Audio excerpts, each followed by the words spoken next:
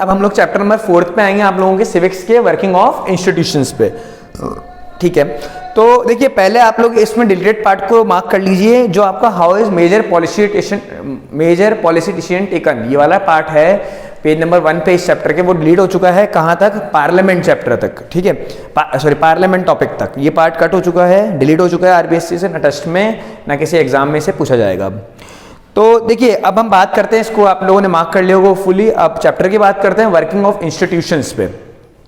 ठीक है, तो वर्किंग ऑफ इंस्टीट्यूशन का मतलब क्या है कि हमारे देश में एक गवर्नमेंट काम कर रही है, वो गवर्नमेंट किसी प्रोसेस के थ्रू काम कर रही होगी। ऐसा तो नहीं कि कोई भी कानून कभी भी आ जाते होंगे, इंप्लीमेंट हो जाते होंगे, है ना, ऐसा तो है नहीं। कानून कहीं ना कहीं से पास होते होंगे, पहले एक कानून एक लॉ के रूप में आते होंगे, कोई कानून को रखता होगा, किसी के सामने डिस्कशन होता होगा, है ना, फिर उसे लागू किया जाता होगा बाद में। तो वर्किंग ऑफ इंस्टीट्यूशन का मतलब यही है कि कोई चीज़ सरकार कैसे, उसको सरकार चल रही है, एक लागू कैसे करवाया जा रहा है एक देश में। तो जो मेजर पॉलिसी डिसीजन है उसमें आप लोगों का ये काट के इन्होंने पार्लियामेंट से डायरेक्ट लाए हैं, तो आप पार्लियामेंट हेडिंग डालिए, पार्लियामेंट। अब देखिए पार्लियामेंट क्या है, पार्लियामेंट का जो हिंदी वर्ड है वो है संसद। ठीक है, संसद वो जगह है इंडिया की जहां पे कानून बनते हैं। क्या जगह है जहां पे कानून बनता है? पहले सबसे पहली स्टेप क्या है, आपको कानून बनाने पड़ेंगे। तो पार्लियामेंट वो जगह है जहां पे जो लॉज बनाती है, देश के लिए कानून बनाती है ना, लॉ मेकिंग एजेंसी है एक। क्या है? Law making agency. अब इस पार्लियामेंट में कानून बनेंगे, है ना, संसद में। फिर आप लोग पढ़ेंगे पार्लियामेंट के दो हाउसेज होते हैं, लोकसभा एंड राज्यसभा। तो पहले आप लोग पार्लियामेंट की डेफिनेशन लिख लीजिए, है ना।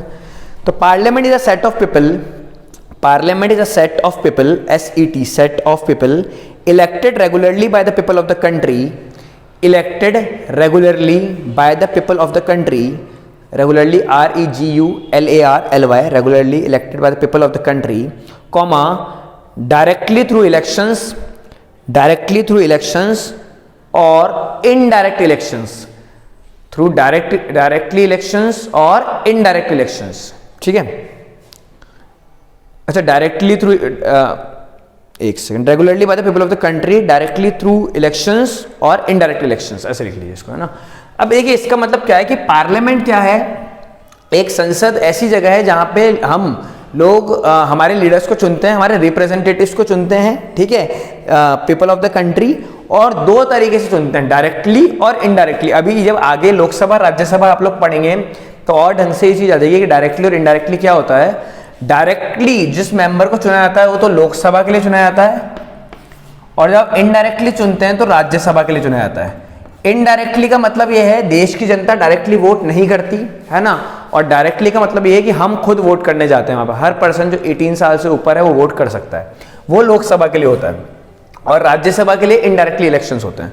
अभी वो आगे आएगा, है ना, लेकिन ये डेफिनेशन में आप लोगों को यही लिखना है कि डायरेक्टली भी चुन सकते हैं पार्लियामेंट के लिए और इनडायरेक्टली भी। लोकसभा और राज्यसभा दोनों मिलकर पार्लियामेंट बनाती है। अभी एक और चीज इसमें शामिल होती है, दैट इज प्रेसिडेंट। ठीक है, हमारे देश की पार्लियामेंट किससे मिलकर बनी है? लोकसभा से, राज्यसभा से और प्रेसिडेंट से। ठीक है, तो अभी तो आप दो हाउसेस का, ये दो हाउसेस हैं पार्लियामेंट के, इनको याद रखेंगे, लोकसभा एंड राज्यसभा। फिर हेडिंग डालेंगे need of parliament. Need of parliament, need मतलब जरूरत, NEED, need of parliament. Need का मतलब है जरूरत, कि पार्लियामेंट की जरूरत क्या है। तो मैंने पहले ही बताया चालू करते कि पार्लियामेंट लॉ बनाती है ना, कानून बनाती है। तो फर्स्ट पॉइंट में यही लिखेंगे, parliament is the final authority, parliament is the final authority for making new laws and changing existing laws in our country.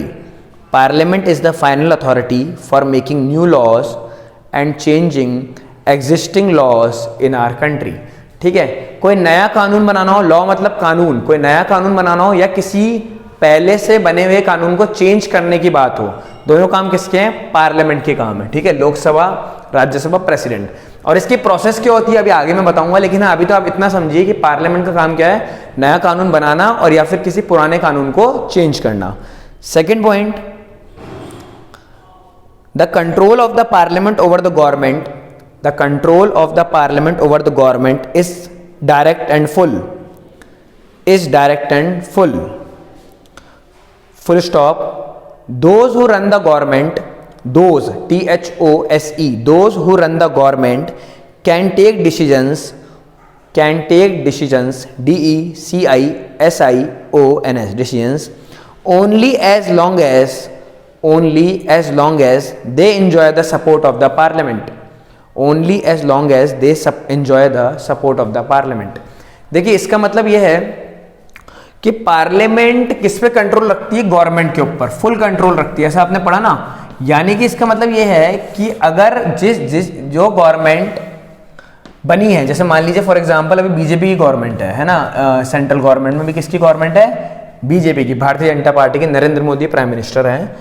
अब ये जो कानून बनाते हैं पार्लियामेंट में जाके जब तक ही बना सकते हैं जब तक ये मेजोरिटी इंजॉय कर रहे हैं पार्लियामेंट की। जैसे कि इनका आपने लिखा है सपोर्ट ऑफ द पार्लियामेंट, है ना, तो पार्लियामेंट का सपोर्ट इनके पास है। जिस दिन सपोर्ट छिन जाएगा, जैसे मान लीजिए जब चुनाव होते हैं, इलेक्शंस होते हैं पार्लियामेंट के लिए, तो हम एमपीज को वोट करते हैं, मेंबर ऑफ पार्लियामेंट को।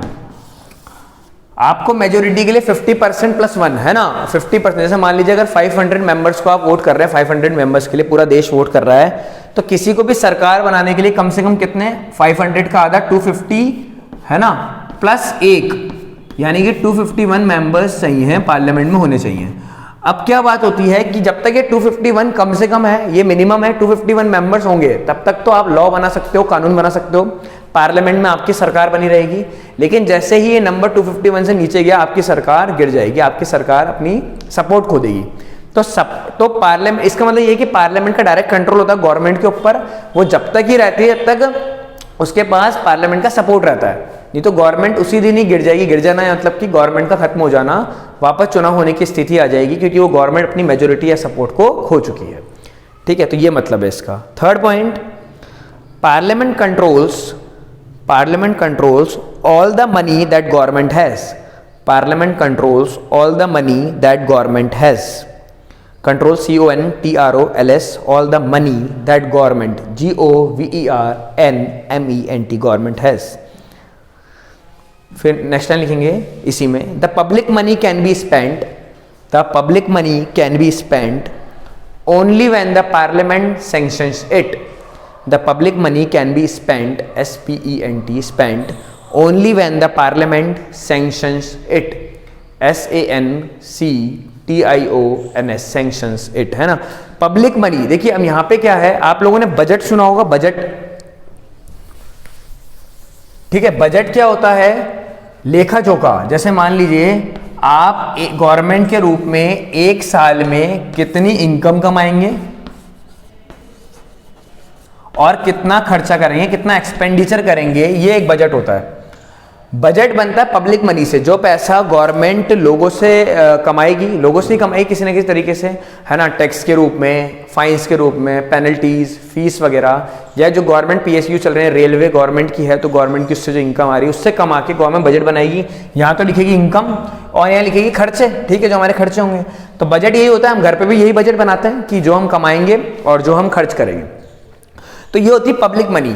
आपको पब्लिक मनी से कोई पैसा निकालना हो, है ना, या पब्लिक मनी में कोई पैसा ऐड करना हो, तो वो पार्लियामेंट की आदेश से ही होगा। पार्लियामेंट में आपको पूछना पड़ेगा। ऐसे नहीं कि आज नरेंद्र मोदी प्राइम मिनिस्टर हैं तो भले कितने बड़ी मेजोरिटी हो, कितना ही उनको सपोर्ट हो लोगों का, तो कितना ही पैसा इसमें से निकाल लें या कितना ही पैसा इसमें डाल दें, ऐसा नहीं हो सकता, है ना। हर चीज़ एक हिसाब किताब के हिसाब से चलती है, तो वो हिसाब किताब कहाँ रखा जाएगा, पार्लियामेंट में रखा जाएगा। ठीक है, तो पार्लियामेंट पूरी जो गवर्नमेंट की मनी है उसको कंट्रोल करके रखता है। और फोर्थ पॉइंट लिखेंगे लास्ट आप लोग, parliament is the highest forum of discussion. Parliament is the highest, HIGHEST, highest forum, FORUM, forum of discussion, DISCUSSION, discussion and debate on public issue, and debate, DABAT, debate on public issue and national policy in any country, and national policy in any country, NATIONAL। तो इसमें पूरा था, एक बार repeat कर देता हूं मैं। Parliament is the highest forum, FORUM, forum of discussion and debate on public issues, ISSUES issues and national policy in any country. तो देखिए पार्लियामेंट का काम क्या है कि जो MP जीत के गए, मैंने आपको बताया 500 मेंबर्स जीत के गए पार्लियामेंट में, है ना। इसमें हर पार्टी के लोग होंगे, रूलिंग पार्टी के तो होंगे सही, जिसके 251 मेंबर्स हैं, बीजेपी हो या कांग्रेस हो, चेंज होती रहती हैं पार्टीज, बीजेपी है मान लीजिए। बाकी के मेंबर दूसरी पार्टीज के होंगे, कांग्रेस या और भी पार्टीज हैं, आम आदमी party, Bahujan Samaj party, Samajwadi party, देश में बहुत सारी पार्टीज हैं, उनके मेंबर्स होंगे। कुछ इंडिपेंडेंट भी होंगे जो किसी पार्टी से चुनाव नहीं लड़े होंगे तब भी जीत के गए होंगे वहां पे।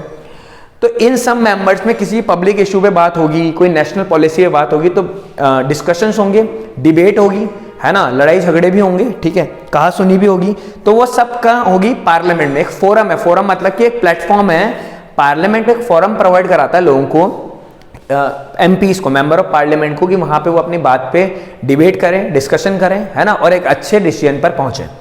ठीक है, तो ये थी नीड ऑफ पार्लियामेंट की पार्लियामेंट की हमारे देश में क्या क्या जरूरतें हैं, क्या क्या जरूरतें हैं। एक तो कानून बनाता है, सेकंड गवर्नमेंट पे कंट्रोल रखता है, थर्ड गवर्नमेंट की मनी पे कंट्रोल रखता है बजट वगैरह के थ्रू, और फोर्थ आपने डिस्कशन एंड डिबेट वाली बात पढ़ी। ठीक है, तो इतना आप लोगों को क्लियर होगा। Thank you.